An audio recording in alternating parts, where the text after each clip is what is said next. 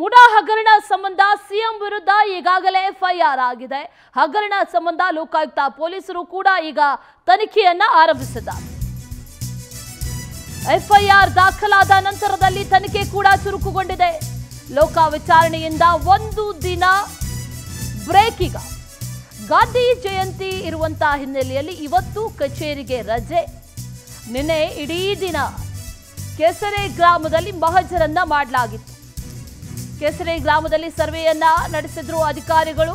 ಒಂದು ದಿನದ ಮಟ್ಟಿಗೆ ಅಂದ್ರೆ ಇವತ್ತಿನ ಮಟ್ಟಿಗೆ ಲೋಕ ತನಿಖೆಗೆ ಬ್ರೇಕ್. ಯಾಕಂದ್ರೆ ಗಾಂಧಿ ಜಯಂತಿ ಇರುವಂತಹ ಹಿನ್ನೆಲೆಯಲ್ಲಿ ರಜೆ ಇದೆ ಕಚೇರಿಗೆ. ಹಾಗಾಗಿ ಇವತ್ತು ಯಾವುದೇ ರೀತಿಯ ತನಿಖೆಗಳು ಇರೋದಿಲ್ಲ. ನಿನ್ನೆ ಇಡೀ ದಿನ ಸಾಕಷ್ಟು ಮಹಜರನ್ನ ಮಾಡಿದ್ರು. ಬೆಳಗ್ಗೆಯಿಂದಲೂ ಕೂಡ ಮಹಜರು ಪ್ರಕ್ರಿಯೆಯನ್ನ ಮಾಡಲಾಯಿತು. ಲೋಕಾಯುಕ್ತ SP ಉದೇಶ್ ನೇತೃತ್ವದಲ್ಲಿ ಈಗಾಗಲೇ ತಂಡಗಳನ್ನು ಮಾಡಿಕೊಳ್ಳಲಾಗಿದೆ. ಅದರಲ್ಲಿ ಒಂದು ತಂಡ ಕೆಸರೆ ಗ್ರಾಮದಲ್ಲಿರುವಂತಹ ನಿವೇಶನಗಳ ಮಹಜರನ್ನ ಸ್ಥಳ ಮಹಜರನ್ನ ನಡೆಸಿದೆ. ದೂರುದಾರರನ್ನ ಕರೆದುಕೊಂಡು ಹೋಗಿ ಅಲ್ಲಿ ಸ್ಥಳ ಮಹಜರನ್ನ ನಡೆಸಲಾಗಿತ್ತು. ಇನ್ನು ಇವತ್ತು ಯಾವುದೇ ರೀತಿಯ ತನಿಖೆಗಳು ಇರೋದಿಲ್ಲ. ಯಾಕಂದ್ರೆ ಇವತ್ತು ಗಾಂಧಿ ಜಯಂತಿ ಇರುವಂತಹ ಹಿನ್ನೆಲೆಯಲ್ಲಿ ಕಚೇರಿಗೆ ರಜೆ ಇರುತ್ತೆ. ಮತ್ತಷ್ಟು ಡೀಟೇಲ್ಸ್ ಅನ್ನ ನೀಡ್ತಾರೆ ನಮ್ಮ ಪ್ರತಿನಿಧಿ ಸುರೇಶ್ ದೂರವಾಣಿ ಸಂಪರ್ಕದಲ್ಲಿದ್ದಾರೆ. ಸುರೇಶ್, ನಿನ್ನೆ ಇಡೀ ದಿನ ಕೆಸರೆ ಗ್ರಾಮದಲ್ಲಿ ಮಹಜರನ್ನ ನಡೆಸಿದ್ರು. ಇವತ್ತು ಗಾಂಧಿ ಜಯಂತಿ ಆಗಿರುವುದರಿಂದ ರಜೆ ಇದೆ ಅನ್ನುವಂಥ ಅಪ್ಡೇಟ್ ಇದೆ. ಯಾವ ರೀತಿಯಾಗಿ ತನಿಖೆ ನಾಳೆ ದಿನ ನಡೀಬಹುದು, ಜೊತೆಗೆ ಏನೇನೆಲ್ಲ ಪ್ಲಾನ್ ಮಾಡ್ಕೊಂಡಿದ್ದಾರೆ ಈಗ ಲೋಕ ಪೊಲೀಸರು, ಡೀಟೇಲ್ಸ್ ಏನಿದೆ?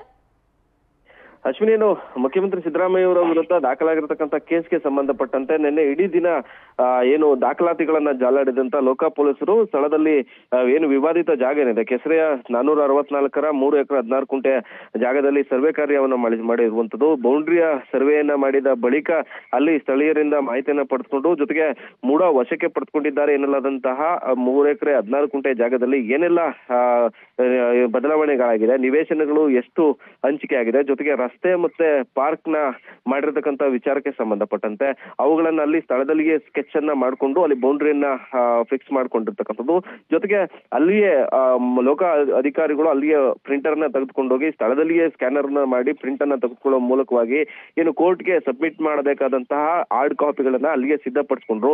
ಅದಾದ ಬಳಿಕ ಮೈಸೂರಿನ ಲೋಕಾಯುಕ್ತ ಕಚೇರಿಗೆ ಬಂದಂತಹ ಲೋಕ ಪೊಲೀಸರ ಮತ್ತೊಂದು ತಂಡ ಮೈಸೂರಿನ ತಾಲೂಕು ಕಚೇರಿಗೆ ತೆರಳಿ ಅಲ್ಲಿ ದಾಖಲೆಗಳ ಪರಿಶೀಲನೆಯನ್ನ ತಡರಾತ್ರಿ 8 ಗಂಟೆವರೆಗೂ ಕೂಡ ಮಾಡಿದ್ರು. ಯಾಕಂದ್ರೆ ಏನು ಮೈಸೂರಿನ ತಾಲೂಕು ಕಚೇರಿಯಲ್ಲಿಯೇ ಮೂಲ ದಾಖಲಾತಿಗಳು ಇರ್ತಕ್ಕಂಥದ್ದು.